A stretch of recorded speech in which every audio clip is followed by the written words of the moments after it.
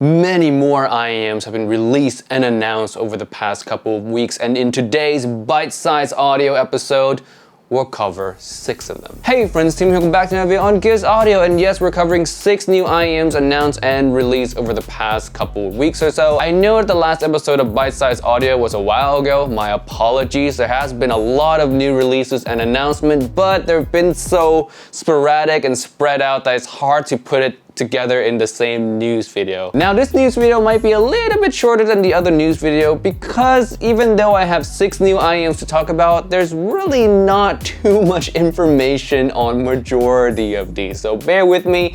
At the end of the video, if we have some time, I might give you guys some background updates on what I've been working on. So first IEM on the list, we have the SeeAudio Yume 2. Yes, we have the original Yume, we have the Yume Critical Midnight, and now we have the Yume 2.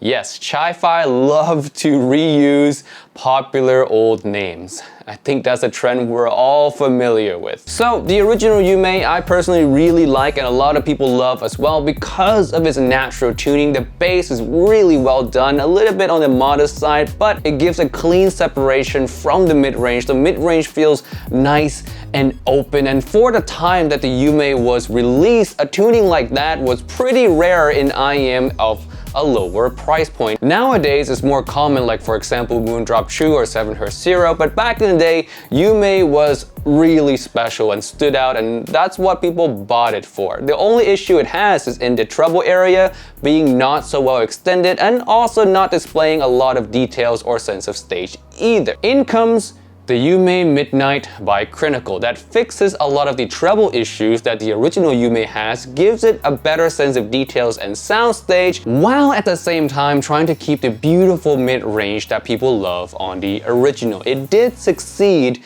at a slight cost of the overall naturalness of the original Yume. The original Yume sounds smoother, while the Midnight sounds more detailed, more airy, but just slightly bit less natural in the timbre. And now we have the Yume 2, which I have no information on in regards to sound. All I have is the words from the brands themselves. It might be released sometime early November. My speculation is they're trying to make the 11/11 sale. That's my prediction on when the Yume 2 is going to be released, and the price of it is going to be around $200 or under $200 as the brand has said. So those are the only 2 pieces of information that I have. Let's now move on to another IEM. Next IEM, we have the Dunu Kima, single dynamic driver IEM from Dunu. There's no release date just yet and also no confirmed price tag as well. But what we do have is a graph. Yes, I have a prototype unit of it and this is the graph. And honestly, this falls in the same family as the Aria, as the Titan S, and also the new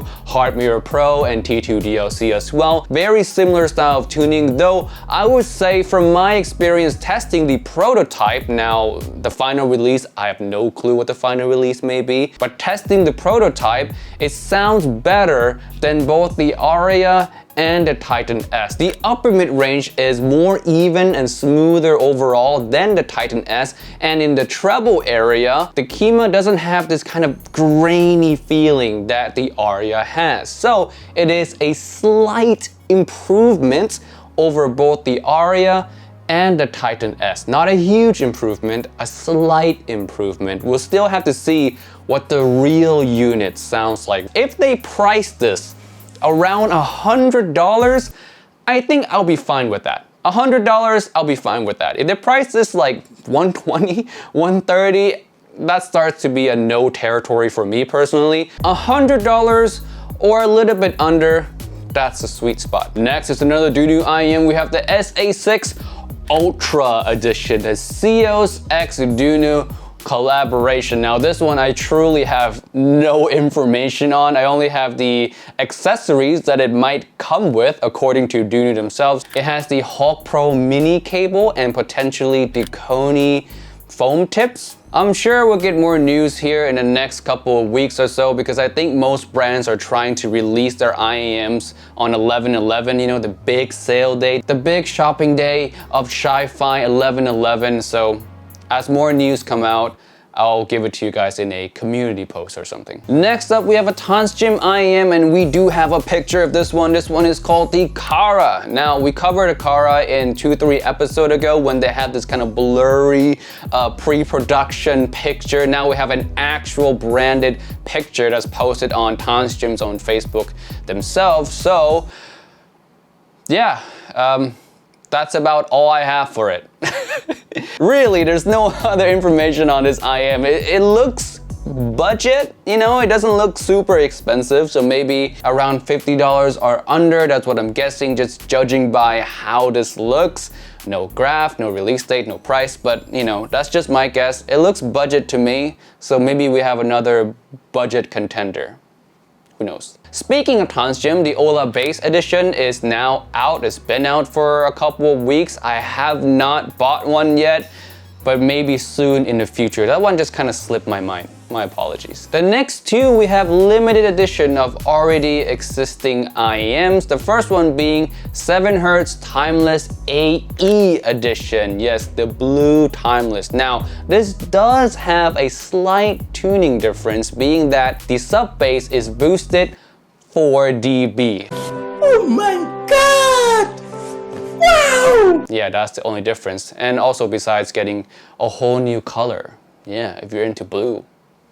Right there. Next limited edition, we have the SeeAudio Bravery AE. Now it comes in choice of red or blue. Now this one I am getting in the mail, so I'll graph it and compare it with the OG to see if there's any differences. The Bravery may or may not have any changes, seeing that it is an AE limited edition as well. So again, once I get it, I'll graph it and compare it for you guys. Both of the limited editions are already on sale to my knowledge, so you can look them up, find them. And the last IM we're gonna talk about today is the Fatfreq Maestro Mini V2. Now, if you guys are familiar with the V1, the original Fatfreq Maestro Mini, it is a bass cannon, and a clean bass cannon at that, which makes it special and also have a niche of its own. Now the V2, no one has graphed it, so I have no clue what they're gonna do with the V2. I don't know what else they can do to change it up, boost it even more, give it more bass, give it more treble, maybe make it into a super V-shaped IEM. I have no idea, but nevertheless, I'm excited. I wanna try it, and I do have one on the way.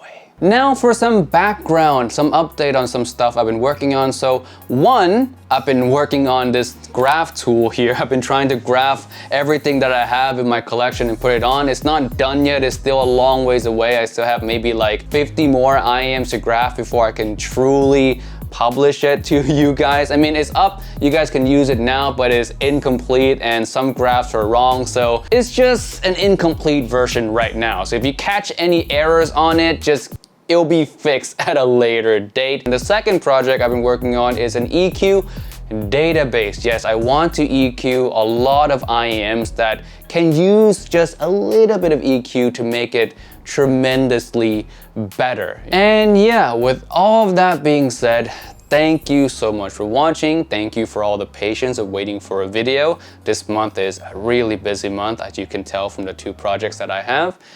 But yeah, more videos coming soon. I'll see you guys in the next one. Peace out. Bye.